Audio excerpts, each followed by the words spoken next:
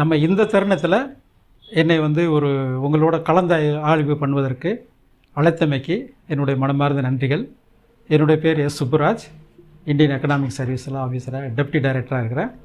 இப்போதைக்கு வந்து தொழிலாளர் நலத்துறையில், தொழிலாளர் மற்றும் வேலைவாய்ப்பு துறையில் உதவி இயக்குனராக, அதாவது ஹைதராபாத் மண்டலத்தில் இருக்கிறேன். தெலுங்கானா, ஆந்திரா, கர்நாடகா 3 மாநிலத்துக்கு அந்த தொழிலாளர் மற்றும் வேலைவாய்ப்பு துறை சேர்ந்த அந்த பணிகளை செய்து வந்திருக்கிறேன். எனக்கு ஒரு மிகப்பெரிய அனுபவம் கிடைச்சது வந்து இந்த MSME, அதாவது குறு சிறு நடுத்தர தொழில் நிறுவனங்கள் மேம்பாட்டு அமைச்சகத்தில் உதவி இயக்குனராக வந்து நான் பணிக்கு சேர்ந்தேன். இப்போ கிட்டத்தட்ட ஒரு 17 ஆண்டுகள் வந்து அந்த பணியில் நம்ம பயணிக்கும் பொழுது, அதாவது பல்வேறு தரப்பு மக்கள், குறிப்பாக வந்து தொழில் தொடங்க ஆர்வம் உள்ளவர்கள், தொழிலை ஏற்கனவே தொடங்கி சிறம்பட நடத்தி கொண்டிருப்பவர்கள், தொழிலை தொடங்கி அதில் சில தொய்வுகளை ஏற்பட்டு அந்த தொய்வுகளை சரி செய்வதற்காக முயற்சித்து கொண்டிருந்தவர்கள், அரசு துறையில் பல்வேறு மானிய உதவிகளையும் தொழில்நுட்ப உதவிகளையும் பெற்று அதன் வாயிலாக தங்கள் வாழ்க்கையை மேம்படுத்தியவர்கள், தொழில் வாய்ப்புகளை முயற்சி செய்து அதில் வெற்றி பெற முடியாமல் மீண்டும் மீண்டும் முயற்சித்து கொண்டிருப்பவர்கள், இது போன்ற மாணவர்களும் ஆராய்ச்சியாளர்களுமே அங்கே தொழில்துறையை சார்ந்த விஷயங்களுக்கு வருவாங்க. அப்போ தினந்தோறும் கிட்டத்தட்ட குறைந்தது ஒரு அதிகாரிகிட்ட வந்து ஒரு 20 நபர்களாவது வருவாங்க. அது உங்களுக்கு தெரியும், அது அலுவலகம் வந்து கிண்டி கத்திப்பாரா ஜங்ஷனில் MSME வளாகம் இருக்குது. அப்போ அந்த வளாகம் வந்து ஒரு வாழ்க்கைக்கு கை கொடுக்கக்கூடிய ஒரு வளாகம். அது உடல் ரீதியாக, மன ரீதியாக, சைக்காலஜிக் ரீதியாக, பொருளாதார ரீதியாக, மார்க்கெட்டிங் ரீதியாக, தொழில்நுட்ப ரீதியாக, இல்லை ப்ராடக்டை வந்து டெவலப் பண்ணுற எல்லா விஷயத்துக்கும் அங்கே போனால் ஒரு வாய்ப்பு கிடைக்கும், ஒரு செய்திகள் கிடைக்கும்ன்றது தான் மக்களுடைய எண்ணங்கள். கிராமத்துலேருந்து வருவாங்க, நகரத்துலேருந்து வருவாங்க, ஸ்டூடெண்ட்ஸும் வருவாங்க. அப்படி வரும் பொழுது அவங்களோட நம்ம தினந்தோறும் நம்ம சந்தித்து உரையாடும் பொழுது அந்த தனித்துவமான சில நபர்கள்கிட்டருந்து நம்மளுக்கு சில செய்திகள் வந்து கிடைக்க வரும். அது மிகப்பெரிய ஒரு வாய்ப்பாக இருந்தது. அது நம்ம மேலும் அந்த ஒரு கேள்வியோடு விட்டுட்டு செல்வாங்க. அதில் ஒரு தேடுதலை தொடங்க வேண்டிய சூழ்நிலை வரும். சார் எனக்கு இந்த தொழில்நுட்பம் வேணும் சார்னு சொல்லிட்டு போயிடுவாங்க. நான் அடுத்த வாரம் வாங்கன்னு சொல்லும்போது அடுத்த வாரத்துக்கு அவங்களுக்கு இன்புட்டு கொடுக்க வேண்டிய தேவை இந்த அதிகாரியாக நம்மளுக்கு தேவைப்படும். அப்போ அது வேண்டிய விஷயங்களை தேடுதல் ஆரம்பிப்போம். தேடுதல்னு சொல்கிற போது எங்கள் MSMEயில் வந்து கிட்டத்தட்ட ஒரு லைப்ரரி 2000-3000 மேகசின்ஸ் புக்குகளை உள்ளடக்கிய ஒரு லைப்ரரி இருக்குது. அதில் தேடுதல் பண்ணுவோம். அப்புறம் இன்டர்நெட் சோர்சிங், அப்புறம் மினிஸ்ட்ரியினுடைய பப்ளிகேஷன்ஸு, மற்ற இதர தொழில்துறையின் தொழில் அமைச்சகத்தினுடைய அந்த ப்ராம்ப்லெட்ஸு, கைட்லைன்ஸு, ஸ்கீம் எல்லாத்தையும் நம்ம பார்த்து வச்சு அந்த கஸ்டமரை வந்து அவருக்கு ஒரு வேண்டிய உதவி அல்லது அவரை வந்து அந்த எதிர்பார்ப்பை நிவர்த்தி பண்ண வேண்டிய நிர்பந்தத்தில் இருந்ததுனால நம்மளுக்கு அந்த தேடுதல் வந்து தொடர்ந்துக்கிட்டே இருந்தது. இது போக அந்த ஏற்கனவே தொழில் பண்ணிக்கிட்டு இருக்கவங்களுடைய நிலைப்பாடை பார்த்திங்கன்னா, அரசு துறையில் நிறைய உதவிகள் பெறணும்னு சொல்லி அவங்கெல்லாம் ஒரு குழுமமாக வாங்க அப்படின்னு சொல்லி குழும திட்டம், கிளஸ்டர் டெவலப்மெண்ட் திட்டம் இருந்தது. அதில் ஒவ்வொரு மாவட்டத்திலையும் கிட்டத்தட்ட இன்றைக்கி 38 மாவட்டங்கள் இருக்குன்னா ஒவ்வொரு மாவட்டத்துக்கும் ஒரு நோடல் ஆஃபீஸர் அப்படின்னு போட்டுருவாங்க. அந்த நோடல் ஆஃபீஸர் பொறுப்பு எடுத்த பின்னால் அந்த மாவட்டத்தில் என்னென்ன தொழில் வளங்கள் இருக்குது, ஏற்கனவே என்னென்ன தொழில் நடந்துக்கிட்டு இருக்குது, அந்த தொழில்களை மீண்டும் புத்தாக்கம் செய்வதற்கு என்ன வாய்ப்புகள் இருக்குது, அல்லது அங்கே வந்து இயற்கை வளங்கள் என்ன இருக்குது, டிமாண்ட் பேஸ்டு இண்டஸ்ட்ரி என்ன இருக்குது, ரிசோர்ஸ் பேஸ்டு என்ன இருக்குது, இப்படி கள ஆய்வு செய்து அந்த கலெக்டர் ஆஃபீஸ்க்கு வந்து நம்ம கலெக்டருக்கு ஒரு, அதாவது இண்டஸ்ட்ரியல் பொட்டன்ஷியாலிட்டி சர்வேன்னு சொல்லுவாங்க, அல்லது டெக்னோ எக்கனாமிக் சர்வேன்னு சொல்லுவோம். அப்படி அந்த சர்வே பண்ணி டிஸ்ட்ரிக்ட் கலெக்டர் அல்லது வந்து மாநில செயலர், தொழில்துறை அதிகாரி, MSMEனுடைய டைரக்டர், டெல்லியில் இருக்கிற செக்ரட்டரி அலுவலகத்துக்கு நாங்கள் அனுப்புவோம். அப்போ பிரத்யேகமாக அந்த கம்ப்ளீட்டாக அந்த முழுமையான அந்த கள ஆய்வு பண்ணும் பொழுது மேலும் நம்மளுக்கு வந்து சில செய்திகள், புது விதமான செய்திகள் கிடைக்கும். அது மாதிரி தமிழ்நாட்டில் எனக்கு கிடைச்ச வாய்ப்பில் வந்து ஒரு 7 மாவட்டங்களை பிரத்யேகமாக ஆய்வு பண்ணோம். திண்டுக்கல், தேனி, விருதுநகர், திருவண்ணாமலை, நீலகிரி, சென்னை, இப்படி பல்வேறு மாவட்டங்களை வந்து பிரத்யேகமாக கள ஆய்வு பண்ணிவிட்டு இதன் அடிப்படையில் என்ன பண்ணாங்க, டைரக்டர் ஒரு முறை எனக்கு வந்து மாநில இண்டஸ்ட்ரியல் ஸ்டேட் ப்ரொஃபைல் அப்படின்னு சொல்லி சொன்னாங்க. தமிழ்நாட்டினுடைய ஒரு இண்டஸ்ட்ரியல் ஸ்டேட் ப்ரொஃபைல் வந்து ரெடி பண்ணி கொடுக்க சொன்னாங்க. அதையும் பண்ணும் பொழுது முழுக்க தமிழ்நாட்டினுடைய தொழில் நிலவரத்தை கண்டிப்பாக நம்ம படிக்க வேண்டிய, கள ஆய்வு செய்ய வேண்டிய தேவை ஏற்பட்டுச்சு. அதை செஞ்சு திறம்பட கொடுத்ததுனால செக்ரட்டரி அதை தொழில் பற்றிய ஒரு ப்ரொஃபைலை பார்த்துட்டு ரொம்ப அப்போ செல்வம் சொல்லி செக்ரட்டரி இருந்தார், அவங்கெல்லாம் அப்ரிஷியேட் பண்ணாங்க. அப்போ அந்த அனுபவங்களை வந்து இந்த இளைய சமுதாயம் இன்றைக்கி தமிழ்நாட்டில் வந்து வேலைவாய்ப்பு பெரிய அளவில் இல்லை அப்படின்னு சொல்லிட்டு ஒரு குரூப் உட்காந்துருக்கு. நம்ம ஊரில் தான் தொழில் வாய்ப்பே இருக்குதுன்னு சொல்லிட்டு ஒரு குரூப் நம்ம தமிழ்நாட்டை நோக்கி வந்துக்கிட்டு இருக்கு. இப்படி பல்வேறு விதமான சிந்தனை இருக்கிற மத்தியில் நம்ம வந்து இந்த இளைஞர்களை வழி நடத்தும் பொழுது ஒரு முறைப்படியான வாய்ப்பு இருக்குதா அப்படின்றத ஆய்வு பண்ணாமல் சொல்ல முடியாது. தொழில் தேர்வு என்பது வந்து ஒரு பிரத்யேகமான தேர்வு. எப்படி வந்து ஒரு மாணவன் 10ஆம் வகுப்பு முடித்தவுடன் 11ஆம் வகுப்பு செல்லும் பொழுது எந்த பாடப்பிரிவு எடுக்கிறார் என்ற ஒரு முடிவை எடுத்தால்தான் அவருடைய வாழ்க்கை வந்து அது நோக்கி செல்ல முடியும். அது வந்து சயின்ஸ் ஸ்ட்ரீமா, ஆர்ட்ஸ் ஸ்ட்ரீமா, அக்கௌண்டன்சி ஸ்ட்ரீமா அப்படின்ற விஷயத்தை வந்து அவர் தெளிவுபடுத்தணும். இல்லை நான் சயின்ஸ் படிச்சுட்டு நான் திரும்ப வேறு எது போகிறேன்னு சொன்னால் அது முடியாத ஒரு பட்சமாக மாறிடும். எந்த குரூப் எடுத்தால் போகலாம் வரலான்னு முழுமையான புரிதல் இருக்காது. அப்பா அம்மா சொல்லுவாங்க, அல்லது வந்து சக டீச்சர்ஸ் சொல்லுவாங்க, அல்லது சீனியர்ஸ் சொல்லுவாங்க, அதை வச்சு ஒரு முடிவு எடுத்துருவார். அப்புறம் பிற்காலத்தில் வந்து ஐயோ நான் வந்து அப்போயே சயின்ஸ் குரூப் எடுக்க விட்டுட்டேனே, அல்லது வந்து நான் அந்த குரூப் எடுத்தேனேன்ற ஒரு மன குமுறல் கூட வெளிப்படும். அது மாதிரி காலேஜுக்கு போகிற உடனே +2 என்ன ஸ்ட்ரீம் எடுத்தோமோ, என்ஜினியரிங்கா, டாக்டரா, இல்லை வந்து ஆர்ட்ஸா, இல்லை வேறு இப்போ சயின்ஸ் கிராஜுவேட்டா அப்படின்றது முடிவாயிரும். அதுக்கு பின்னால் அந்த டிகிரி முடித்த பின்னால் அவங்களுடைய வாழ்க்கை முடிவு பண்ணுறது அந்த டிகிரி தான் முடிவு பண்ணுது. இல்லை காம்படிட்டிவ் எக்ஸாம் போனால் அது எனி டிகிரின்றது மாதிரி வந்துடும். ஸ்பெஷலைசேஷன் ஆகி போகும்பொழுது சயின்டிஸ்டாவோ, ரிசர்ச் ஓரியன்டாவோ, அல்லது வந்து ஒரு தொழில் முனைவராக ஆகணும்னு நினச்சா கூட அந்த படிப்பு வந்து அவங்களுக்கு பக்கவலமாக இருக்கும். அப்போ அந்த முடிவு வந்து 11th எடுக்க வேண்டிய முடிவு அவரோட லைஃபை கெரியரை மாற்றும். அதே மாதிரி லைஃப்பில் வந்து ஒன் டைம் டெசிஷன் சொல்லி பார்த்தோம்னு சொன்னால், இரண்டாவது முடிவு வந்து திருமண முடிவு. என்னமோ எங்களுக்கு ரிலேட்டிவில் இருந்தாங்க, அங்கே இருந்தாங்க, எங்கே இருந்தாங்கன்னு சொன்னால் கூட அந்த திருமண முடிவு வந்து லவ் மேரேஜா, அரேஞ்சு மேரேஜா, இல்லை வந்து ஈக்குவல் கேரியரில் இருக்கவங்களா, இதெல்லாம் வந்து அன்னைக்கு எடுக்க வேண்டிய ஒரு முடிவு. நான் முடிவு எடுத்துட்டேன், நான் கொஞ்ச நாள் கழித்து நான் மாற்றி அமைக்க முடியலாம் சொல்ல முடியாது. முடிவுக்கு இப்போ எடுத்துட்டோம்னு சொன்னால் அதுக்குள்ளே நம்ம நிர்பந்திச்சிருவார். அதே மாதிரி இந்த 3ஆம் தரப்பு முடிவு வந்து தொழில் முடிவு. ஒரு வீடு இந்த இடத்துல கட்டிட்டோம், இந்த வீடு எனக்கு பிடிக்கல, நான் வேறு இடத்துக்கு மாற்றிட்டேன்னா ஒன்று ரெண்ட்டுக்கு போடலாம், இல்லை லீஸ் கொடுத்துட்டு போயிடலாம்.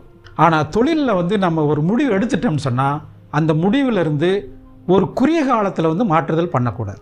நீண்ட காலங்களில் நம்மளுக்கு பலன் கிட்டக்கூடியவா இருந்தால் தான் அந்த முடிவு எடுக்கணும். இந்த தொழில் முடிவு எடுக்கும் பொழுது தீர்க்க ஆய்வு பண்ணாமல் எடுத்தவங்க அத்தனை பேரும் ஏதோ ஒரு இடத்துல வந்து நெருக்கடிக்கு உள்ளாயிடுறாங்க. அப்போ அதுக்கு தான் நம்ம என்ன சொல்லணும்னா, திட்ட அறிக்கை தயாரிக்கணும். திட்ட அறிக்கை நம்ம வந்து என்ன தொழில் தொடங்க போகிறோமோ அதற்கான திட்ட அறிக்கையை வந்து நம்ம தயாரிக்கணும்.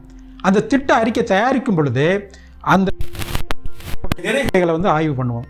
சந்தை வாய்ப்பு, தொழில்நுட்பம், அதுக்கு என்ன பணியாளர்களுடைய விவரங்கள் என்ன, அல்லது அந்த நிதி ஆதாரங்களுடைய சோர்ஸ் என்ன, அல்லது அந்த பொருள்களுடைய சந்தைப்படுத்துவதற்கு என்னென்ன வாய்ப்பு, ஏற்றுமதி வாய்ப்பு இருக்கா, அல்லது உள்ளூர் சந்தையா, இப்படி அந்த பொருளை வந்து எந்த விதத்தில் கொடுக்க போகிறோம், பேக்கட் ஐட்டமா, இல்லை வந்து லூஸ் ஐட்டமா, எந்த தரமாக நம்ம முடிவு பண்ண போகிறோம், லோக்கல் ஸ்டாண்டர்டா, இல்லை இன்டர்நேஷ்னல் ஸ்டாண்டர்டா, இல்லது ஐஎஸ்ஐ ஒரு பொதுவான ஒரு தரம் நிர்ணய சான்றிதழ் பெற்றதா, இப்படி பல்வேறு முடிவுகள் எடுக்கணும்னு சொன்னால் அந்த திட்ட அறிக்கையை வந்து முழுமையான ஆய்வு பண்ணணும்.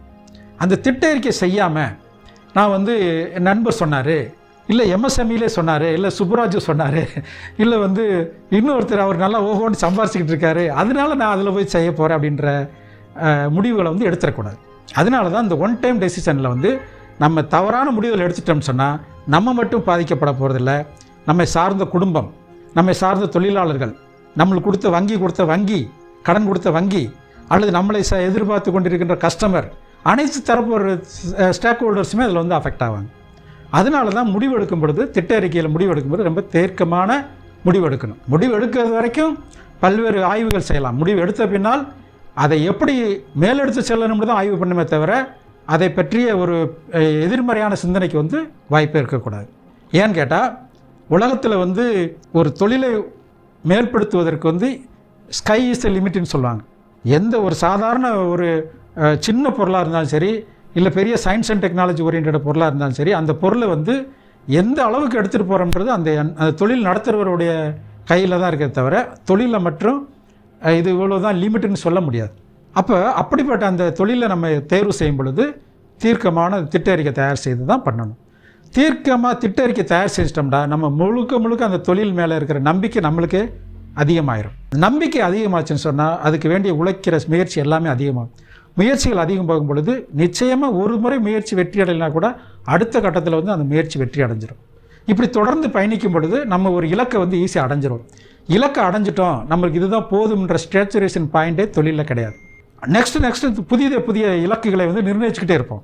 அப்போ அந்த ஒவ்வொரு இலக்கையும் அடையும் பொழுது நம்மளுடைய உயர்ந்த நிலைக்கு சென்றுவோம். அப்போ தான் நம்மளுக்கு வந்து சமூக அங்கீகாரம், அரசு அங்கீகாரம், சொந்த பந்தம், அப்பா அம்மா, மாணவ கணவன் மனைவி எல்லாருடைய அங்கீகாரமும் அன்னைக்கு கிடைக்கும்.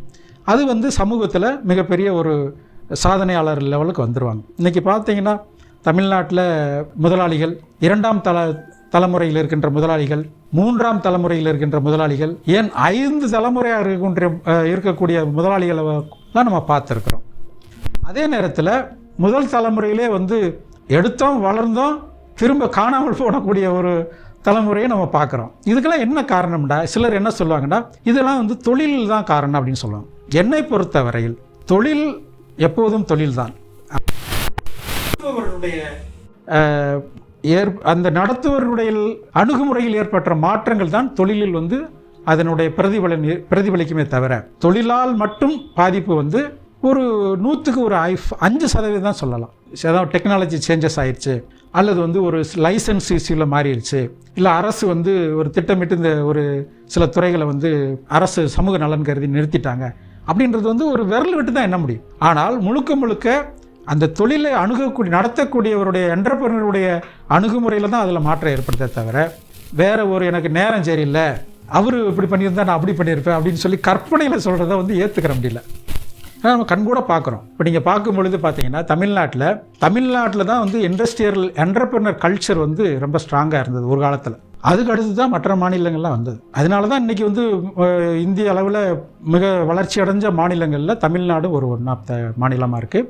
குஜராத்து, மகாராஷ்டிரா, கர்நாடகா, தெலுங்கானா, ஆந்திரா, தமிழ்நாடு இதுகெல்லாம் வந்து தொழில் ரீதியாக வளர்ந்த மாநிலங்களில் வந்தது. அப்படி வரும் பொழுது தமிழ்நாடு வந்து ஒரு பிரதான ஒரு மாநிலமாக இருக்குது. காரணம் வந்து நம்ம முன்னோர்கள் வந்து அந்த தங்களுடைய அந்த பொருள்களை வந்து வெளி சந்தைக்கும் வெளி மாநிலத்துக்கும் வெளி நாடுகளுக்குமே ஏற்றுமதி பண்ணியிருக்காங்க.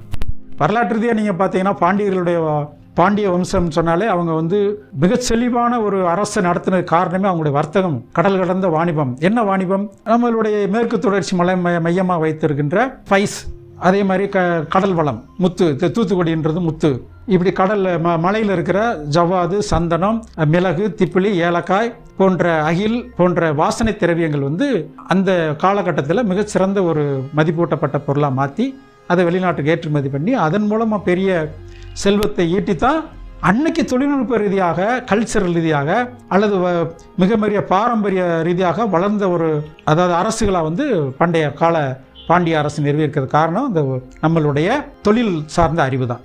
அதே மாதிரி இன்றைக்கும் நம்ம தமிழ்நாடு அந்த 2000 வருஷத்துலேருந்து இன்னைக்கு வரைக்கும் தொழில் ரீதியாக ஒரு கண்டினியூட்டி இருக்குது. ஏன் வெளி படையெடுப்புகள் வந்துன்னு சொன்னால் நம்மளுடைய செல்வத்தின் அட்ராக்ட் வந்தாங்க. அந்த செல்வம் எப்படி வந்ததுன்னா தொழில் ரீதியாக தான் வந்தது. அப்படி பார்க்கும் பொழுது நாம் இன்றைக்கி எல்லாருடைய மனசுலையும் சைக்காலஜிக்கலாக அல்லது வந்து பயாலஜிக்கல் ரீதியாக நம்மளுடைய மனசில், அது எண்ணத்தில், மூளையில் வந்து அந்த பிஸ்னஸ்ன்ற கான்செப்ட் வந்து பதிஞ்சிருக்கு. ஜெனட்டிக்காகவே மெசேஜ் கேரியர்ஸ் வந்திருக்கு. அதை யார் பயன்படுத்துகிறாரோ அவங்களுக்கு வந்து அந்த ஃப்ளரைஸ், அதாவது அவங்க வாழ்க்கையில் வந்து ஒரு புது விதமான சிந்தனை வந்து உருவாகும். அது நம்ம அதை கணக்கில் எடுத்துக்கிறாமல் இருந்தோம்னு சொன்னால் நம்மளும் ஆல் அவுட்டாலாக தான் இருக்கலாமே தவிர, அதனால் நம்ம அது சார்ந்த விஷயத்தை யோசிக்கும் பொழுது நம்மள அறியாமலே ஒரு ஸ்பார்க் வரும். அதில் ஒரு இன்னோவேஷன், ஒரு ப்ராடக்டை எப்படி டிஃப்ரென்ஷியேட் பண்ணுறது, ஒரு ப்ராடக்டை எப்படி கமர்ஷியலாக கொண்டு வர்றதை அன்றைய காலகட்டத்துக்கு ஏற்றப்போல் எப்படி மாற்றி அமைக்கின்ற ஒரு வியூகமான முடிவுகள் எடுக்கிறதுலாம் நம்ம மக்களுக்கு கொஞ்சம் கை வந்த கலையாக இருக்குது. காரணம் வந்து நம்ம பாரம்பரிய அறிவு உள்ளவங்களாக இருக்கிறோம். இப்படி இது போக இன்றைய நவீன காலத்தில் நம்மளுடைய தொழில்நுட்பம் மட்டும் இல்லை, அரசினுடைய கொள்கை முடிவுகள், தொழில் சார்ந்த வர்த்தகம் சார்ந்த தொழில் முடிவுகள் வந்து நம்மளுக்கு சாதகமாக இருக்குது. இன்றைக்கி வந்து இந்தியன் எக்ஸ்போர்ட் பாலிசியாக இருக்கலாம், இல்லை இம்போர்ட் பாலிசியாக இருக்கலாம், இல்லை குளோபலைசேஷன் அல்லது வந்து ப்ரைவேட்டைசேஷன், தாராளமயம், இப்படி எல்லா அரசினுடைய கொள்கைகளும் நமக்கு சாதகமாக தான் இருக்குது. இன்றைய இளைஞர்கள் தமிழ்நாட்டில் சாதி ரீதியாக அல்லது ஒரு உள்ளூர் சார்ந்த சில குணாதிசயங்களை மையப்படுத்தி தொழிலுக்கு போனால் நான் டீ கடை வச்சா யார் டீ குடிப்பாங்க, அல்லது நான் வந்து ஒரு உணவுப் பொருள் பண்ணால் யார் வந்து சாப்பிடுவாங்க அப்படின்லாம் சிந்திக்க வேண்டிய தேவையே இல்லை. காரணம் வந்து நம்ம வாழ்ந்துக்கிட்டு இருக்க இந்த காலம் வந்து ஒரு வில்லேஜ், ஒரு குளோபல் வில்லேஜ் என்ற காலத்தில் வாழ்கிறதுனால எந்த பொருளை எங்கே உற்பத்தி பண்ணி எங்கே வேணாலும் நம்ம சந்தைப்படுத்தக்கூடிய வாய்ப்பு இருக்கிறது. அந்த வாய்ப்பை பயன்படுத்துவது தான் சிரமையே தவிர நம்ம உள்ளூரில் இருக்கிற சிறு சிறு குறைகளை சொல்லிக்கொண்டு நம்மளுடைய ஆற்றலை விரயமடிப்பதை ஏற்றுக்கொள்ள முடியாது. இன்றைக்குள்ள தமிழகத்தில் உள்ள இளைஞர்கள் கொட்டி கிடக்கிற இந்த வாய்ப்புகளை தங்களுடைய வாழ்வாதாரத்துக்கு அவங்க பயன்படுத்தணும். அப்படி பயன்படுத்தலைன்னா இன்னைக்கு இருக்கிற அந்த உலக குளோபலைசேஷனில் யாரோ ஒருத்தர் பயன்படுத்திட்டு தான் போவார். அதை நாம் தடுக்க முடியவே முடியாது. இன்னைக்கு எடுத்துக்காட்டு நீங்கள் பாருங்கள், அமெரிக்கா ஒரு 25% வரி விதித்தாங்க, ஏற்றுக்கிட்டோம். மேற்கொண்டு மேலும் கூடுதலாக ஒரு 25% இந்தியன் பொருளுக்கு வரி விதிப்பதாக அமெரிக்க அதிபர் அறிவிச்சிருக்கிறார். அது எவ்வளோ பெரிய வர்த்தக ரீதியாக ஏற்றுக்கொள்ள முடியாது. நம்ம WTOவில் சைன் பண்ணியிருக்கிறோம், குளோபலைசேஷனில் ஒத்துக்கிட்டு இருக்கோம். எல்லாருக்கும் எல்லா பொருளும் ஈஸியாக கிடைக்கிறதுல கோட்டா முறையில் நம்ம வர்த்தகம் பண்ணிக்கிட்டு இருக்கோம். அப்போ இன்னொரு நாட்டில் நீங்கள் வர்த்தகம் பண்ணக்கூடாது, அதனால உங்களுக்கு நான் 25% அதிகமாக கூடுதல் வரி விதிக்கிறேன்னு சொல்கிறத ஏற்றுக்கிற முடியாது. அதே நேரத்தில் அதுவுமே நம்மளுடைய வாய்ப்பாக கூட மாறுது. நீங்கள் ஒரு தொழில் தேர்வு என்னன்னு பார்த்தீங்கன்னு சொன்னால், எந்த இடத்துல பிரச்சனை இருக்குதோ அங்கே ஒரு தொழிலுக்கு வாய்ப்பு இருக்குன்னு அர்த்தம். இன்னைக்கு இந்தியாவுக்கு கிடைக்கிற மிகப்பெரிய ஒரு பிரச்சனையாக இருக்குது அமெரிக்க அதிபரனுடைய அந்த டாரிஃப் மிகப்பெரிய பிரச்சனையாக இருக்குது. ஆனால் அந்த பிரச்சனைக்கு தீர்வு கொடுக்குற பட்சத்தில் அரசு அல்லது நம்மளுடைய தொழில் உற்பத்தியாளர்கள் எல்லாரும் என்ன பண்ணுறாங்கன்னா, வேறொரு சந்தை வாய்ப்பை நம்ம தேடுதல் வேண்டிய நிர்பந்தத்தில் இருக்கிறோம். அந்த சந்தைக்கு நம்ம பொருளை உற்பத்தி பண்ணணும், அல்லது நம்மளுடைய உற்பத்தி செலவை குறைத்து இந்த வரியில் ஏற்படக்கூடிய விளைவுகளை சமாளிக்கக்கூடிய ஒரு தைரியம் உள்ளவங்களாக மாற முடியும். எல்லாரும் கொரோனா 2019 மிகப்பெரிய உலக பின்னடை வந்தபோது கொரோனா நோயினால் எல்லா நாடும் பொருளாதாரம் சரிஞ்சுன்னு சொன்னாங்க. ஆனால் இந்தியாவுக்கு ஒரு சில வாய்ப்பை கொடுத்தது. என்ன வாய்ப்புன்னு சொன்னால், இந்திய மருத்துவத்துறையில் தன்னகரெல்லாம் ஒரு தலைமை இடத்தை பிடிக்கக்கூடிய வாய்ப்பு கிடைச்சது. அது போக எந்த கிரிட்டிக்கல் சூழ்நிலையும் நம்ம எதிர்கொள்ளக்கூடிய ஒரு ஆளுமையை நம்மளுக்கு ஒரு வாய்ப்பு கொடுத்துருக்கு. அதை மேனேஜ் பண்ணாங்க. அது போக ஃபார்மாசூட்டிக்கல் ப்ளஸ் நம்மளுடைய அந்த அதர் எக்ஸ்போர்ட் ஐட்டம் சொல்லக்கூடிய ஐட்டத்தில் நம்ம ட்ரெடிஷ்னலாக இருக்கக்கூடிய எக்ஸ்போர்ட்டை விட இன்னும் ஒரு கவனம் மாற்றுதல் பண்ணி ஜெயிக்க ஆரம்பிச்சிட்டோம். ஒரு சில துறைகளில் வீக்காக இருந்துச்சு, அதை சரி கட்டிட்டோம். இப்படி எந்த நெருக்கடி வந்தாலும் அந்த நெருக்கடியிலிருந்து ஒரு தொழிலை உருவாக்கணும். அதுவும் ஒரு விதமான அணுகுமுறை, தொழிலை தேர்வு செய்வதற்கான ஒரு அணுகுமுறை. இப்படி இன்றைய உள்ள காலகட்டத்தில் ஒரு இளைஞர் ஒரு திறம்பட தொழிலை தேர்வு செய்தால் மட்டுமே அதை அடுத்த லெவலுக்கு எடுத்துகிட்டு போக முடியும். வாய்ப்புகள் கொட்டி கிடக்கின்றன. வாய்ப்புகள் ஒரு தரப்புக்கு மட்டும்தான் இருக்குது, இல்லை படித்தவங்களுக்கு மட்டும்தான் இருக்குது, இல்லை ரூரலில் இருக்கவங்களுக்கு இல்லை பாமர மக்களுக்கு இல்லை, அப்படின்லாம் எல்லா தரப்புக்குமே வாய்ப்புகள் கொட்டி கிடக்கு. ஒரு எடுத்துக்காட்டு சொல்லுவோம், தமிழ் படித்தா வேலை கிடைக்காதுன்னு ஒரு காலத்தில் பேசினாங்க. ஆனால் இன்னைக்கு தமிழ் படித்த புலமை பெற்ற அறிஞர் பெருமக்களுக்கு உலக அளவில் வாய்ப்புகள் இருக்குது. ஒரு சாதாரண ஒரு கல்வெட்டு ரீடிங்கோ ஓலைச்சுவடை ரீடிங்கோ அல்லது ஒரு ஸ்கிரிப்ட் எடுக்கக்கூடிய படிப்பினை பெற்றிருந்தால் அவருக்கு உலகம் முழுவதும் அவருக்கு ஒரு வாய்ப்பு இருக்குது. இதே ஜெர்மனியாக இருக்கலாம், இல்லை நம்மளுடைய லிட்ரேச்சர் எடுத்து சென்று அவங்க பயன்படுத்திகிட்டு இருக்கிற அவங்களுக்கு. அதுபோக தமிழ் ஒரு கிளாசிக்கல் லாங்குவேஜாக டிக்ளேர் பண்ணதுனால எல்லா உலகத்தில் உள்ள அத்தனை பல்கலைக்கழகத்திலும் ஒரு தமிழ் துறை உருவாக்க வேண்டிய நிர்பந்தம் இருக்குது. அந்த நிர்பந்தத்தில் அங்கே ஒரு ஆசிரியர் பெருமக்கள் அல்லது வல்லுநர்களை நியமிப்பதால் இந்த தமிழ் படித்தவர்களுக்கு வாய்ப்பு இருக்கிறது. நம்மளுடைய எண்ணத்தை மாற்றி அமைக்கணும் தொழில். ஆனால் நம்ம தேர்வு செய்கிறதுல தெளிவாக இருக்கணும். நம்மளுடைய அந்த ஸ்பெஷலைசேஷன் தான் நம்மளை மேலும் அடுத்த நிலைக்கு எடுத்துகிட்டு போகும். சாதாரண எல்லாரும் பண்ணுற பொருளையும் நம்மளும் பண்ணலாம், சந்தோஷம். இல்லை ஒரு புதுமையான ஒரு பொது தொழிலையும் பண்ணலாம், அதுவும் சந்தோஷம். அது அந்தந்த தொழில் முனைவோருடைய தனித்துவத்தை பொறுத்து இருக்கிறது. எல்லாரும் ஒரே மாதிரி ஜெயிக்க முடியாது, எல்லாரும் ஒரே மாதிரி கீழே விழவும் முடியாது. அது தனித்துவமானது. ஏன்னா ஒவ்வொரு தனிநபரும் ஒரு தனித்துவமான சிந்தனை, செயல்வாக்கம், திறமைகளை படைத்துள்ளவர்கள். அப்போ அவர்களுக்கு ஏற்படக்கூடிய அந்த திறமைகளை காசாக்கணும். வர்த்தகம்ன்றது என்னது? என்னுடைய அறிவையும் என்னுடைய ஆற்றலையும் என்னுடைய இயற்கை வளங்களையும் எனக்கு இருக்கின்ற செல்வாக்கை நான் வர்த்தகமாக மாற்றணும். அதான் ஒரு தொழில் முனைவோருடைய பிரதான சிந்தனை நோக்கமாக இருக்குது. அப்படி செயல்படுத்தும் பொழுது எல்லா சிந்தனையும் எல்லா ரிசோர்ஸும் ஒரே மாதிரி கிடையாது, ஒரு தனித்துவம். அந்த தனித்துவத்தை அவர் தெளிவு செய்து அதில் உலக அளவில் அவர் வர்த்தகம் பண்ணலாம். அதைத்தான் நம்ம பொருளாதார ரீதியாக சொல்லும் பொழுது நம்ம பொருளாதாரத்தினுடைய தந்தை ஆடம் ஸ்மித் அப்படின்னு சொல்லுவாங்க. அவர் சொல்லும் பொழுது கூட இந்த ஸ்பெஷலைசேஷன், டிவிஷன் ஆஃப் லேபர்னு சொல்லலாம். ஒரு பொருளை ஒரு உற்பத்தியாளர் தொடர்ந்து பண்ணும் பொழுது அந்த பொருள் உற்பத்தியில் அவர் தேர்ச்சி அடைகிறார். பயிற்சியின் மூலமாக உயர்ந்த தொழில்நுட்பத்தை அவர் அடைஞ்சிருவார். அதவே அவர் ஸ்பெஷலைசேஷன் பண்ண அந்த ஒரு பர்டிகுலர் ப்ராடக்டில் உலக அளவில் அவர் தான் நம்பர் 1 மாறிடுவார். அதே மாதிரி இந்தியா ஒரு எக்ஸ்போர்ட் ஓரியன்டாக கண்ட்ரியாக வர்றதுக்கு முன்னால் நம்ம வந்து விவசாயத்தை நம்பி தான் இருக்கிறோம். இன்றைக்கி விவசாயத்தை நம்பி தான் இருக்கிறோம். அப்போ விவசாயத்தை நம்ம வந்து டெக்னாலஜி ரீதியாக, தொழில்நுட்ப ரீதியாக அதை வந்து ப்ரொடக்டிவிட்டி கூடுதலாக்கி நம்ம வெளிநாட்டுக்கு ஏற்றுமதி பண்ணலாம். அதே நேரத்தில் கம்ப்யூட்டர் டெக்னாலஜி வந்த பின்னால் இன்றைக்கி இருக்கிற ஏஐ முதல் கொண்டு இந்தியா வந்து ஒரு சிறந்த ஏற்றுமதி நாடாக மாறிக்கிட்டு இருக்கு. அப்போ பாரம்பரியமாக இருக்கிற அக்ரிகல்ச்சர் ரிசோர்ஸையும் நம்ம மேம்படுத்துகிறோம், புது யுக்தியை உள்ள அந்த தொழில்நுட்ப ரீதியாக வர்றதையும் நம்ம மேம்படுத்துகிறோம். அதுக்காக விவசாயத்தில் போகிற நாடுகள்லாம் முன்னேற முடியாதுலாம் அர்த்தம் கிடையாது. ஆக இதில் என்ன சொல்ல வரோம்னு சொன்னால், நம்மளுடைய ஸ்பெஷலைசேஷன் என்ன. இப்போ வந்து வங்காளதேஷ் இருக்குது. வங்காளதேஷ் வந்து ஒரு விவசாயம் சார்ந்த நாடு.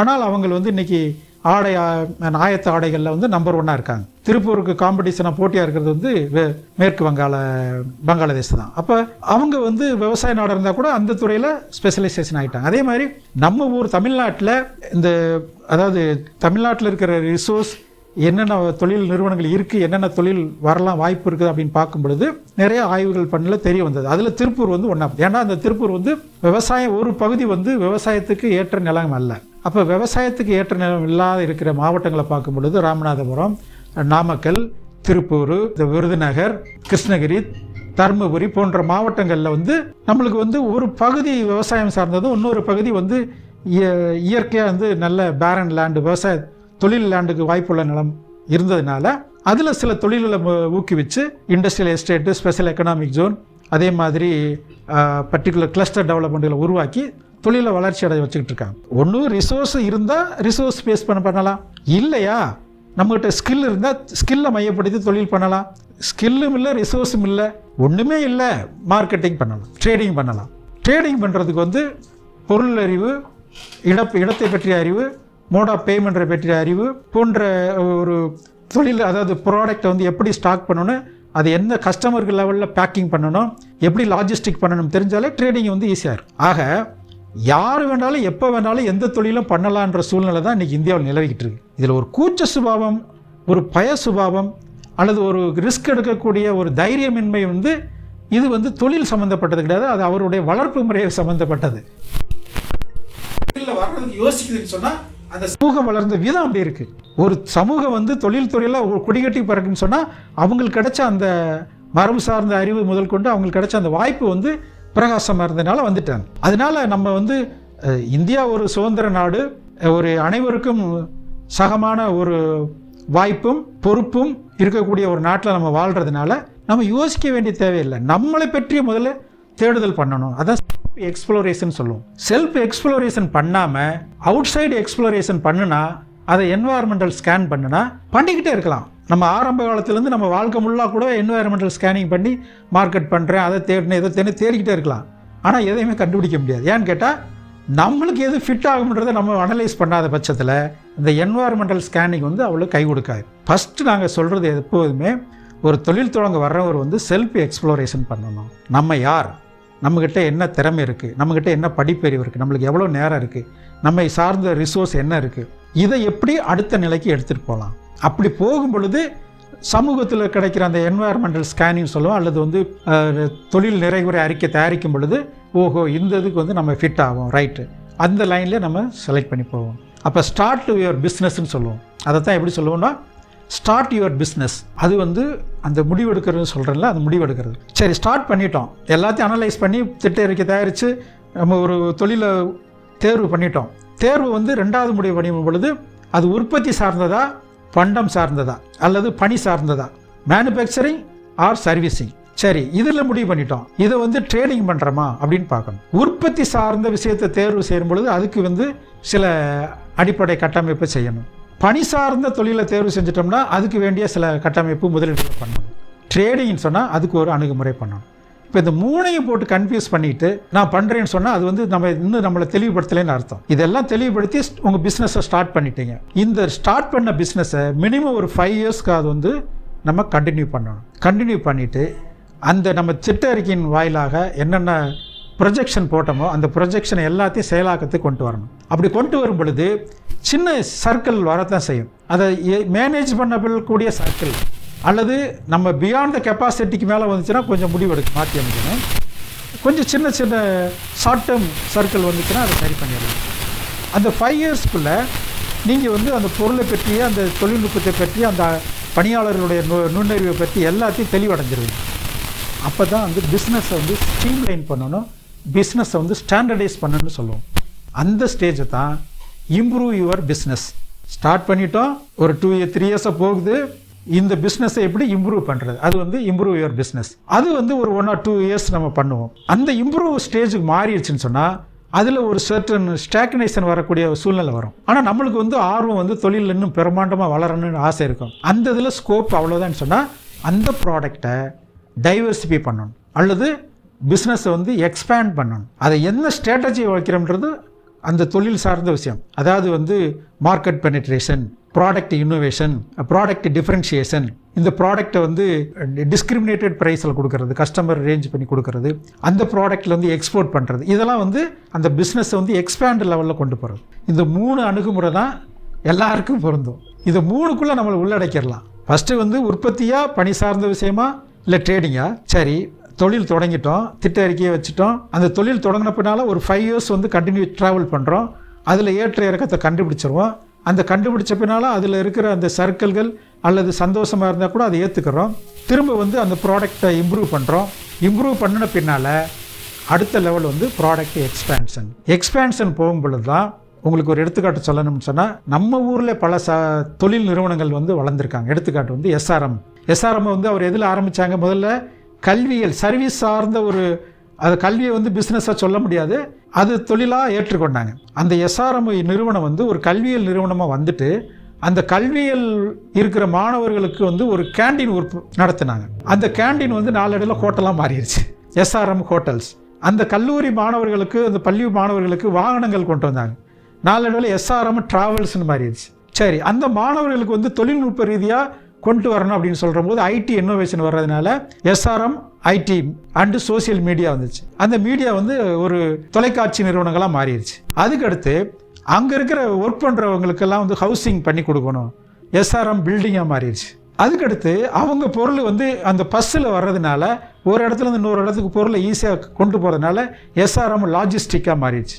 ஐடி, ஹோட்டல், டிரான்ஸ்போர்ட், எஜுகேஷன், இப்படி கிட்டத்தட்ட ஒரு 12 துறைகளில் வந்து அவங்களால பிஸ்னஸை வந்து எக்ஸ்பேன்ஷன் பண்ணிட்டாங்க.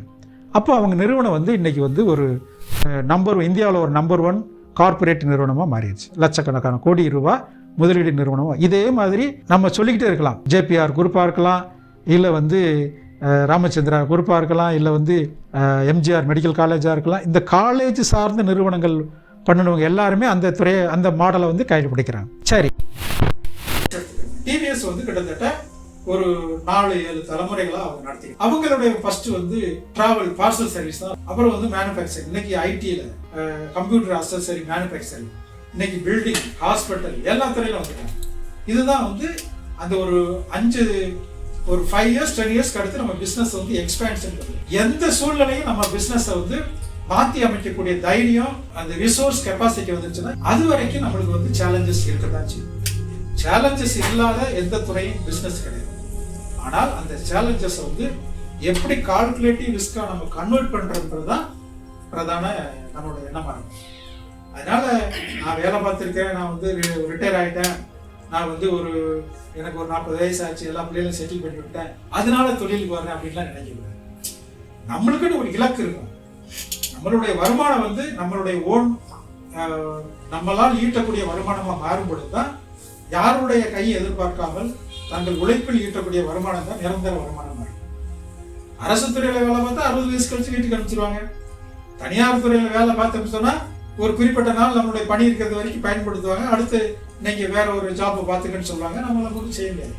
அப்ப நம்மளுக்குன்னு ஒரு தொழில் நிறுவனங்கள் இருக்கும் பொழுது நம்மளுடைய ஒட்டுமொத்த உழைப்பும், உங்களுடைய அந்த உழைப்பு, உங்களுடைய முயற்சி எல்லாமே நம்மளுடைய அடுத்த தலைமுறைக்கு வந்து விட்டுட்டு போகணும். நீங்க ஒரு எடுத்துக்காட்டு சொல்லணும்னா வசந்தகுமார் சார் வந்து சின்ன வயசுலேருந்து அவ்வளோ கஷ்டப்பட்டு அவருடைய அந்த கேஸ் ஸ்டடிஸ்லாம் பார்த்தீங்கன்னா சாதாரண நிலையில தான் இருந்து ஒரு டோர் டு மார்க்கெட்டிங் பண்ணி, அப்புறம் வந்து சில ஹைரிங் பண்ணி அதுலேருந்து கொஞ்சம் கொஞ்சமாக டெவலப் பண்ணி இன்னைக்கு 100க்கு மேற்பட்ட நிறுவனங்களை, அதாவது இந்தியாவில் நம்பர் 1 நிறுவனமாக மாற்றிருக்காங்க ட்ரேடிங்கில்.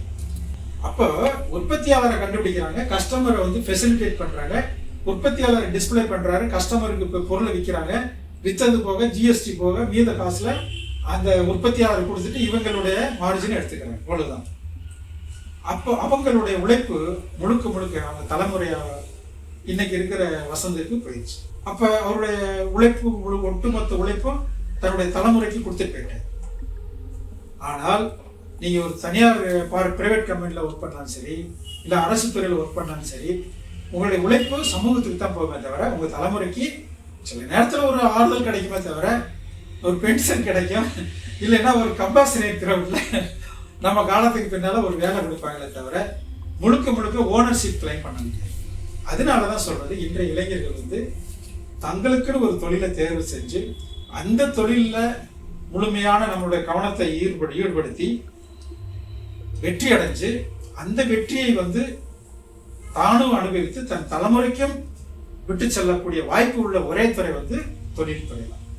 தொழில்துறை இல்லாமல் இன்னைக்கு உள்ள காலகட்டத்தில் எந்த நாடு முன்னேற முடியாது, எந்த வீடு முன்னேற முடியாது அப்படின்றத யதார்த்தமான உண்மை.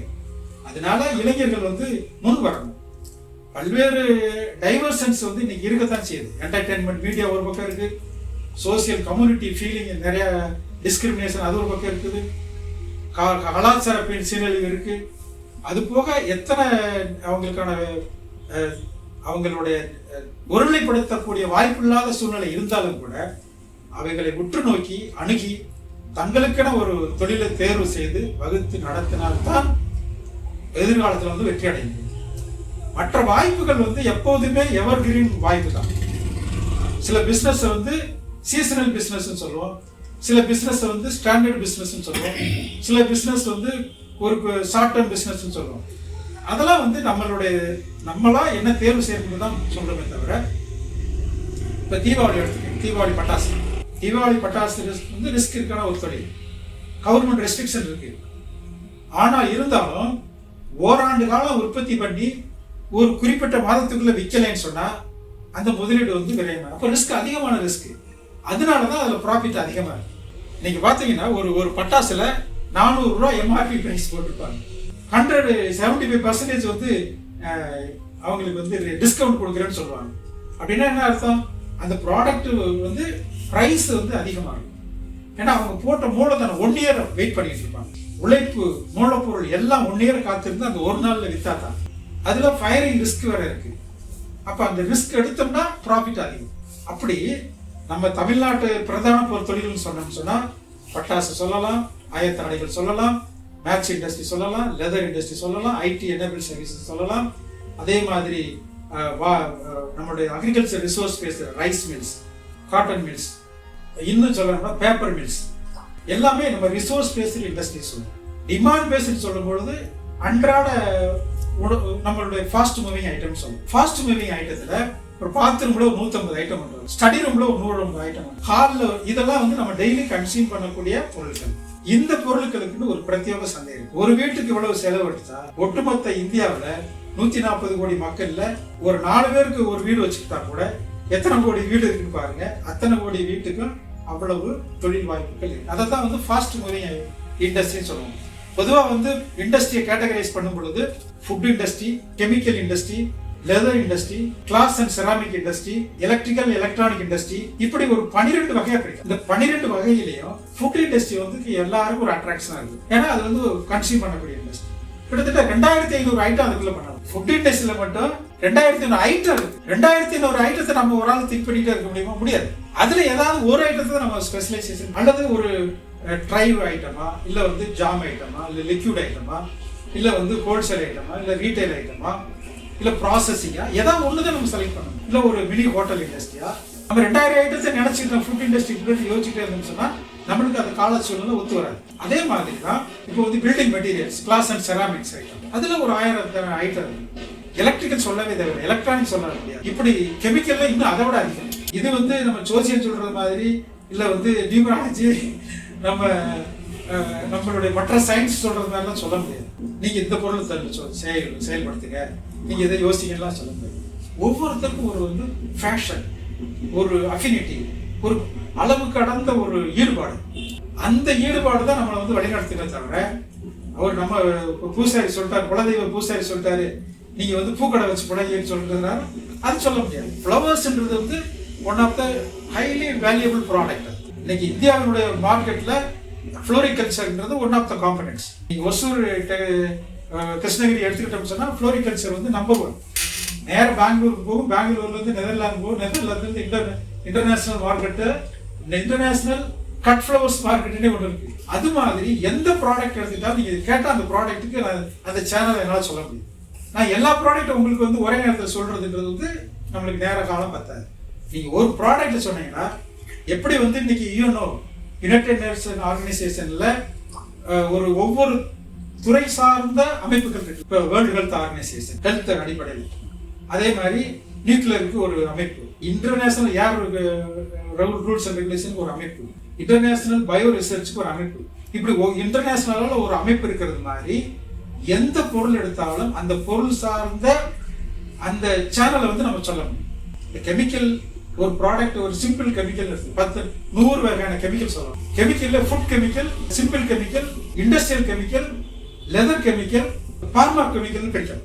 இப்படி கெமிக்கல்ல இத்தனை பிரிவு பிரிச்சு அதுல ஒரு ஸ்பெஷலைசேஷன் எடுத்துட்டு போகணும். நான் கெமிக்கல் இண்டஸ்ட்ரி பண்றேன், கெமிக்கல் இண்டஸ்ட்ரி பண்றோம்னா நம்மளுக்கு வந்து ஒரு மேலோட்டம் பார்த்தா தெரியும், முழுமையடைய முடியாது.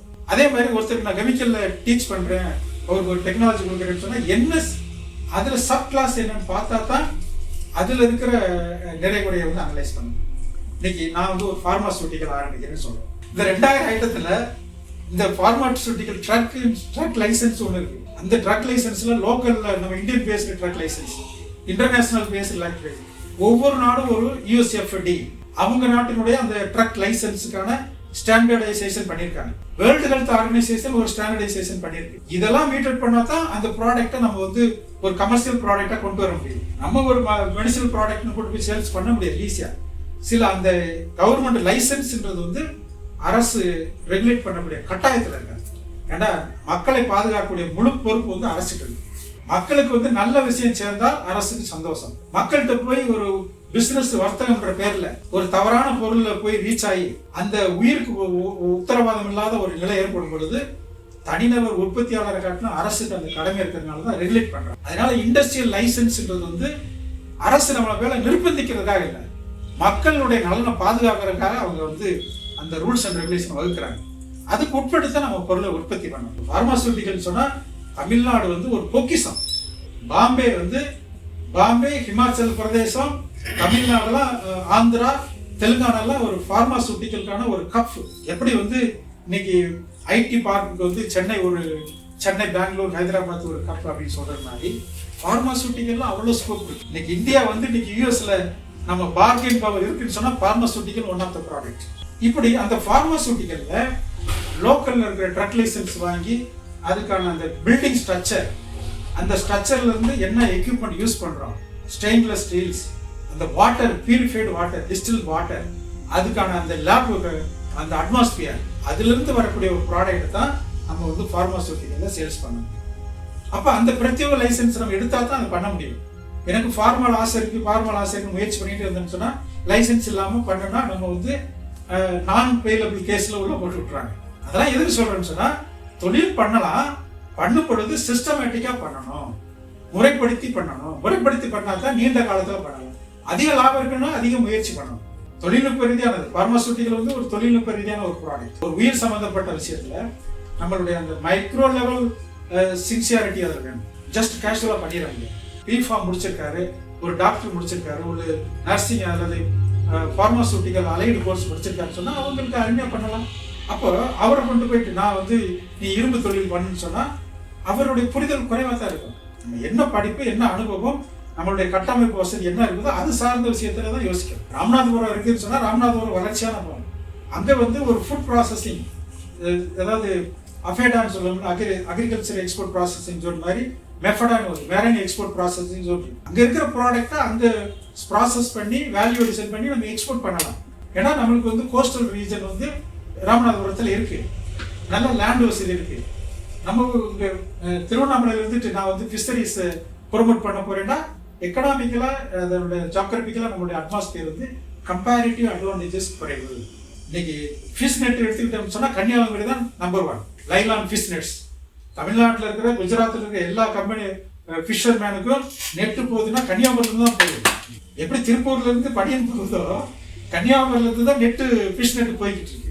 அங்க கிட்டத்தட்ட 100 பேருக்கு மேல ஒட்டுமொத்தமா ஃபிஷ் நெட் உற்பத்தியாளர்கள் சங்கம் வச்சு அதுல தொழில்நுட்பம் மூலப்பொருள் வாங்குறது, அதுல இருந்து ஏற்ற இறக்கத்தை அனலைஸ் பண்ணிக்கிட்டு இருக்காங்க. இப்படி இடம் சார்ந்த தொழிலை உருவாக்கினால் மட்டும்தான் ஒரு கூட்டு முயற்சியான உருவாக்கும் பொழுது தான் வெற்றி அடைய முடியும். தனிநபரா எல்லா கட்டமைப்பும் உருவாக்க முடியாது. அதுக்கு தான் அரசு வந்து SIDCO small industry development corporation, Tamil Nadu industrial investment corporation, அதே மாதிரி மத்திய அரசு கொடுக்குற அந்த special economic zone, export processing zone, Madras export processing zone, இதெல்லாம் எதுக்குன்னு சொன்னா உங்களுக்கு தொழில் முனைவோருக்கு வேண்டிய கட்டமைப்பை உருவாக்கி தருவதற்காக தான். Water, electricity, road, transportation, godown, laboratories, training skill centre, banking facilities, export import, எல்லா ஃபெசிலிட்டிஸ் ஒரு இடத்துல இருந்தா மட்டும்தான் நீங்க கம்ஃபர்டபுளா தொழில் பண்ண முடியும். நம்ம ஒரு கிராமத்துல எனக்கு இடம் இருக்குன்றக்காக தொழில் பண்ணிட்டு நம்ம ஒவ்வொரு முறைக்கு நம்ம வேற இடத்துக்கு அலையும் பொழுது அது சாத்தியப்படாத செலவினங்கள் அதிகமாகும், ரிஸ்க் அதிகமாகும். அதனால அரசு கொடுக்குற திட்டங்களை வந்து நம்ம பயன்படுத்தினா கொஞ்சம் குயிக்கா முன்னேறலாம். இப்ப நம்மளே இந்த இடத்துல டிஸ்கஸ் பண்றோம், ஒரு ஏசி ரூம்ல கம்ஃபர்டபுளா உட்காந்து ஐ டு ஐ கான்டாக்ட்ல பேசுறதுக்கும் பப்ளிக் மீட்டிங்ல அரசியல்வாதி பேசுறதுக்கு வித்தியாசம் இருக்குல்ல. அவங்க அரசியல் பேசுற எல்லாத்தையும் புரிஞ்சுக்கலாம்னு சொல்ல முடியாது. காரணம் அந்த அட்மாஸ்பியர் வேற. இப்ப இன்ரூம் ஒரு வித்தின் ரூம் வாழ்க்குள்ள நம்ம பேசும் பொழுது போக்கஸ் இருக்கு. அதே மாதிரிதான் தொழில் பண்ணும் பொழுது ஒரு குறிப்பிட்ட இடத்துல இருந்து பண்ணும் பொழுது அந்த அரசினுடைய திட்டங்களை பயன்படுத்தலாம். சக இண்டஸ்ட்ரியினுடைய ஆன்சிலரி சப்ளையர்ஸ் ஒரு பிரதான தொழில் இருக்கும். ஃபர்ஸ்ட் லேயர் இப்ப டிவிஎஸ் கம்பெனின்னு சொன்னா நம்மளுக்கு வந்து ஹுண்டாய்க்காரன் டைரக்டா நம்மளுக்கு கொடுக்க மாட்டான். ஹுண்டாய்க்கு இருந்து சப்கான்ட்ராக்ட் எடுக்கிறது டிவிஎஸ் மாதிரி ஒரு செகண்ட் இந்தியன் பேஸ்ட் கம்பெனி கொடுப்பான். அப்புறம் அவங்ககிட்ட இருந்து இன்னொரு சப்கான்ட்ராக்ட் வரும். அதுல இருந்து நம்ம வர்றது நம்ம கைக்கு வர்றது கடைசியில தான் வரும். டைரக்டா ஹுண்டாய்க்காரர் வந்து நம்ம கிட்ட ஒரு ப்ராடக்ட் கொடுப்பான்னு எதிர்பார்க்க முடியாது. எதிர்பார்த்தா அது தப்பு. நம்மளை அதை தகுதி படிச்சுட்டு தான் பார்க்கணும். அதே மாதிரி இருங்காட்டுக்கோட்டை ஆட்டோ காம்பனன்ட்ஸ் கிளஸ்டர் போயிட்டோம்னு சொன்னா அங்க ஆட்டோ காம்பனன்ட்க்கு வேண்டிய எல்லா டெஸ்டிங் லேபு, ரா மெட்டீரியல், தொழில்நுட்பம், மார்க்கெட்டிங் அக்சசிபிலிட்டி எல்லாமே கிடைக்கும். இதைத்தான் வந்து ஒரு கிளஸ்டர் பேஸ்டு. இந்த கிளஸ்டரை தான் வந்து லோக்கலைஸ்டு ஸ்பெஷலைசேஷன் சொல்லுவோம். திருச்சியில வந்து பிஹெச்இஎல் இருக்கு. பிஹெச்இஎல் இருந்து ஒரு பப்ளிக் செக்டர் நிறுவனம் 1 லட்சம் பேர் வேலை பார்க்குறாங்க. கிட்டத்தட்ட 1 லட்சம் கோடிக்கு அரசு வந்து முதலீடு பண்ணியிருக்காங்க. அவங்களுக்கு சில ரா மெட்டீரியல் தேவை, அசசரிஸ் தேவைப்படுது. உடனே என்ன பண்றாங்க, பக்கத்துல வந்து சப்கான்ட்ராக்ட் கொடுக்குறாங்க. அதுக்கு அரசு திட்டத்துல வந்து எஸ்எம்இக்கு இத்தனை பர்சன்டேஜ் கொடுக்குறோம், அதுல எஸ்சி எஸ்டிக்கு இவ்வளவு கொடுக்குறோம் அப்படின்னு சொல்லி ஒரு கவர்மெண்ட் ப்ரொக்யூர்மெண்ட் பாலிசி வச்சிருக்காங்க. இந்த பாலிசியெல்லாம் வந்து நம்ம பயன்படுத்தணும். திருச்சியில வந்து பிஹெச்இஎல் மையப்படுத்தி ஒரு கிளஸ்டர் 100 கோடி ரூபாய் அரசு மானியம் கொடுத்தாங்க தெரியுங்களா. டெக்ஸ்டைல் வந்து திருப்பூருக்கு 100 கோடி ரூபாய், திருச்சிக்கு 100 கோடி ரூபாய் மினிஸ்ட்ரி ஆஃப் இண்டஸ்ட்ரீஸ் காமர்ஸ் வந்து கொடுத்தாங்க. 100 கோடி ரூபாய் மானியம் நம்மள மாதிரி சிறு தொழில் பண்றவங்களுக்கு அந்த இன்ஃப்ராஸ்ட்ரக்சர் உருவாக்கி கொடுக்கறதுக்காக கொடுத்தாங்க. Trichy BHEL based clusters, engineering clusters, Thanjavur rice mill cluster, Tirunelveli பக்கத்துல தென்காசி கீழப்பாவூர் வந்து ரைஸ் மில் கிளஸ்டர். இப்படி இந்த கிளஸ்டரே நம்ம இந்தியாவில் கிட்டத்தட்ட ஒரு 4500 இடத்துல கிளஸ்டர் தொழில் நடக்குது.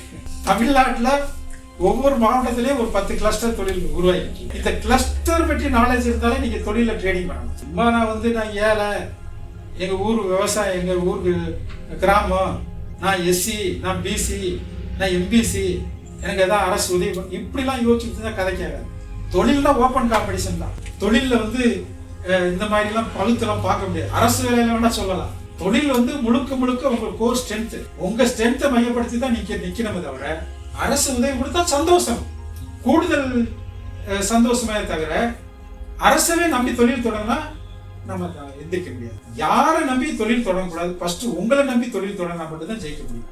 நானே சொல்றேன், நான் சொல்லுவது வந்து ஒரு ஜெனரலைஸ் இன்ஃபர்மேஷன் தான் சொல்ல முடியும். ஸ்பெஷலைசேஷன் இன்ஃபர்மேஷன் யார் சொல்ல முடியும்னா அந்த துறையில அந்த கன்சல்டன்ட் எக்ஸ்பீரியன்ஸ் உள்ளவங்க தான் சொல்ல முடியும். பார்மாசூட்டிக்கல் வந்து நான் ஜெனரலா மார்க்கெட்டிங் சொல்ல முடியும். தொழில்நுட்பம் என்னால சொல்ல முடியுமா? சொல்ல முடியாது. அரசனுடைய ஏற்றுமதி இறக்குமதி பாலிசி சொல்ல முடியும். தொழில்நுட்பம் லேப்ல இருக்கிற சயின்டிஸ்ட் தான் சொல்ல முடியும். அப்ப ஒவ்வொரு பொருளுக்கும் சரௌண்டிங்ல நம்மளுக்கு வாய்ப்புகள் ரொம்ப அபரிதமா இருக்கு. இந்த அபரிதமான வாய்ப்புக்குள்ள உட்கார்ந்துக்கிட்டு நாமளே புலம்பக்கூடாது. அதான் சொல்லுவோம், சென்னையில ஒருத்தர் உட்கார்ந்துட்டு வருமானம் புலம்புனாருன்னா பொக்கிஷத்தை சுத்தி வச்சுக்கிட்டு புலம்புறாங்க.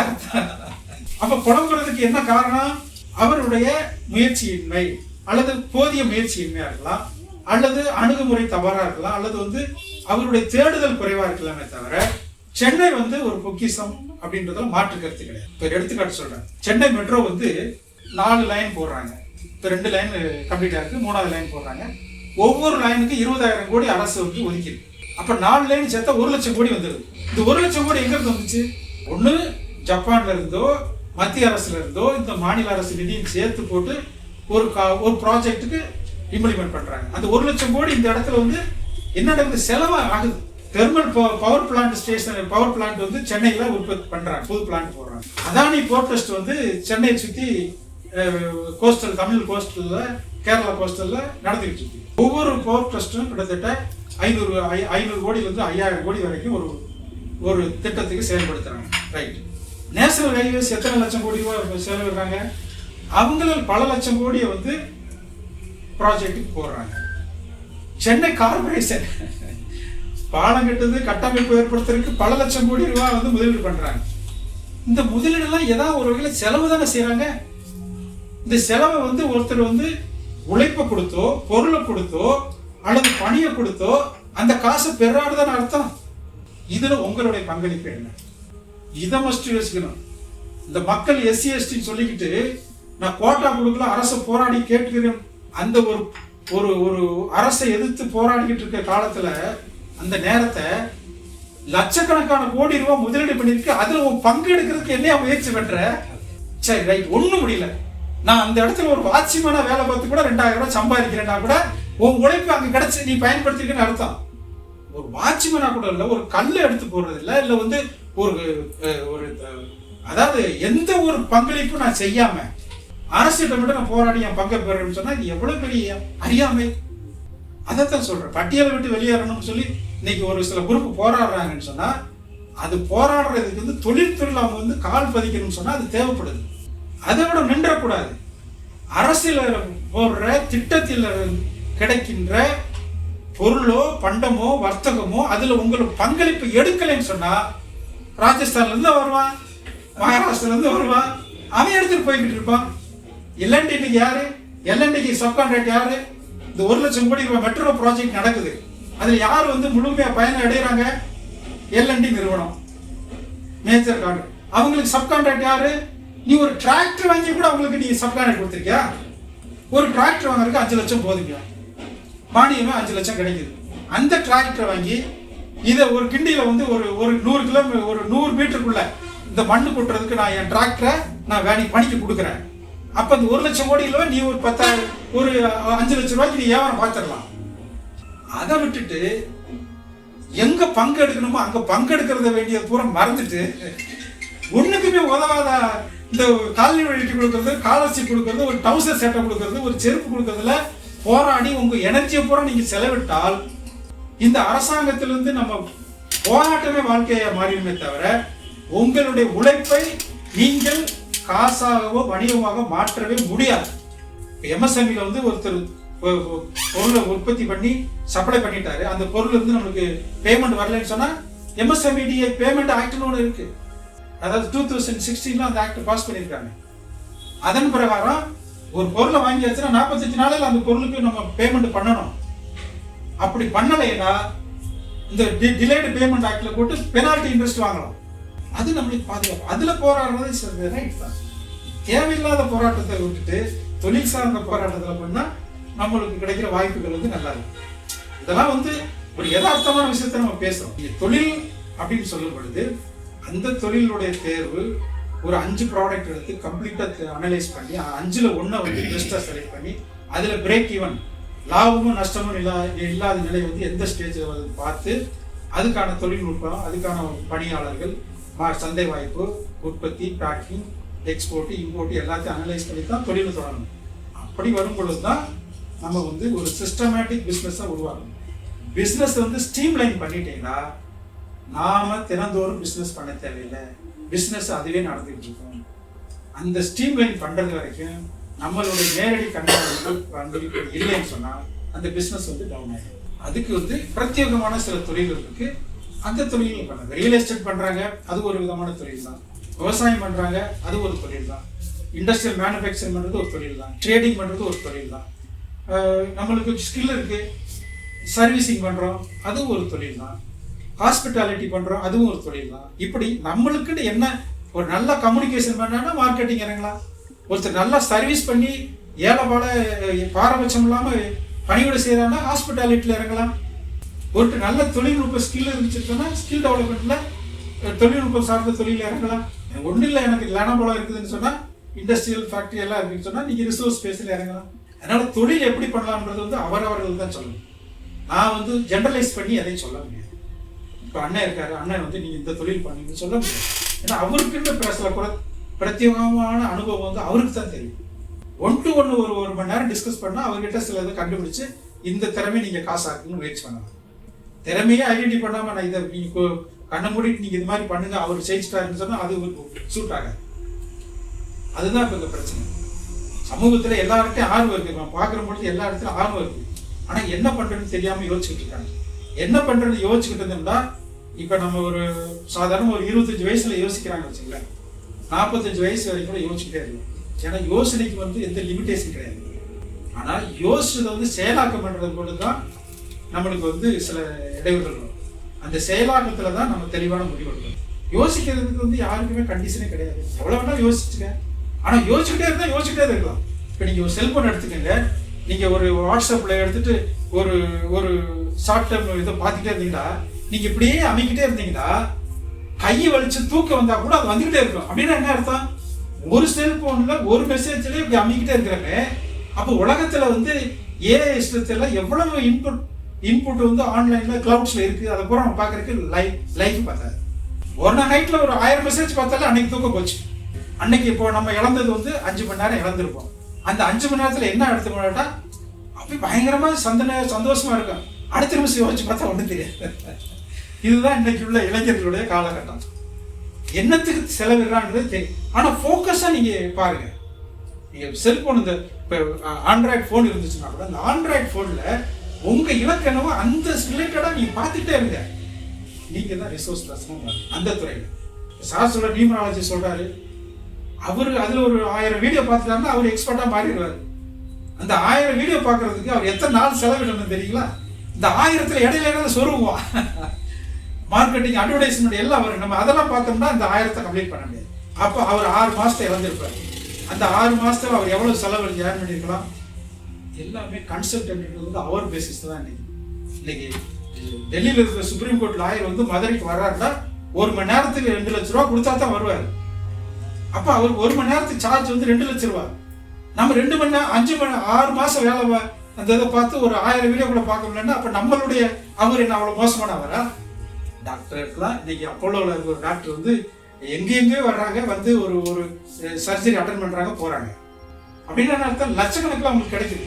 அப்போ எல்லாமே அவர் பேசிஸில் பிஸ்னஸ். ஆனால் நம்ம மட்டும் செல்போனில் நம்பர் ஆஃப் ஹவர்ஸ் வந்து அதில் செலவிட்டுட்டே இருக்கிறோம். அதுலேருந்து என்ன லாபம் கிடைச்சு? அப்புறம் எப்படி நம்ம பிஸ்னஸ் மேலே மாற முடியும்? அப்போ என்ன செய்யணும்னா, நீங்கள் ஒரு ப்ராடக்ட் எடுத்துட்டீங்க. இப்போ நீங்கள் வந்து ஒரு மேகசின்ஸ் ரிலீஸ் பண்ணுறீங்கன்னா அந்த மேகசின்ஸில் வந்து என்னென்ன இன்புட் இருக்குதோ அந்த இது ரிலேட்டடாக நீங்கள் பார்த்துக்கிட்டு இருந்தால் தான் நீங்கள் ஸ்பெஷலைசேஷன் ஆக முடியும். நம்ம வாசகர்களை வந்து திருப்திப்படுத்த முடியும். சோசியல் மீடியாவில் இறங்கிட்டோம்னு சொன்னால் நம்ம நேரம் போகிறதே தெரியாது. இதே மாதிரி தான் லைஃபே நேரம்லாம் போயிடும்.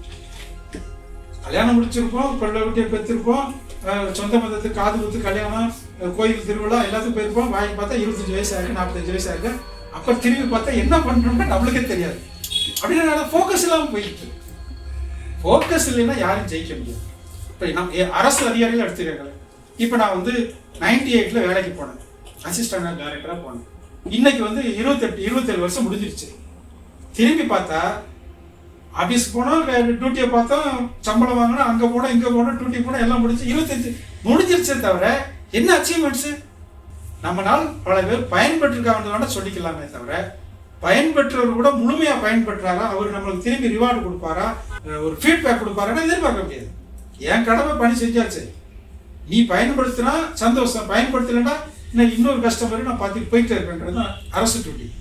மென்டார்ஸாக இருந்தால் மட்டும்தான் ஒரு தடவை கண்டிப்பாக ஃபோக்கஸ் பண்ணி அடுத்த லெவலுக்கு எடுத்துகிட்டு போக முடியும். ஒரு கவுன்சிலராக இருக்கிற போது கவுன்சிலிங் மட்டும்தான் பண்ண முடியும். அப்போ கவுன்சிலர், மென்டார், அடுத்து வந்து அவரை வந்து மென்டாருக்கு அடுத்த ஸ்டேஜுக்கு போகும் பொழுது என்ன சொல்கிறது, ஒரு இன்ஸ்டிடியூஷனல் டெவலப்மெண்ட் சொல்கிறோம். எப்போதுமே இண்டிவிஜுவல், அப்புறம் பிஸ்னஸ், அப்புறம் பெரிய பிஸ்னஸ், அப்புறம் இன்ஸ்டிடியூஷனல் நிறுவனமாக தான் மாற்றணும். அந்த கிராஜுவல் டெவலப்மெண்ட். நாம் பிஸ்னஸ்லேயே இருந்தோம்னு சொன்னால் நம்மளுக்கு பின்னால் அந்த பிஸ்னஸ் காணாண்டு.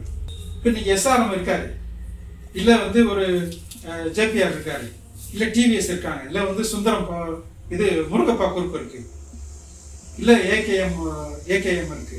அவங்க எல்லாம் வந்து நிறுவனத்தை உண்டு பண்ணிட்டாங்க. இப்போ ராம்ராஜ் வந்து பெரிய நிறுவனம், ஆனால் ஒரு 10 வருஷத்துக்கு முன்னால் அவர் ஒரு இண்டஸ்ட்ரியலிஸ்ட்.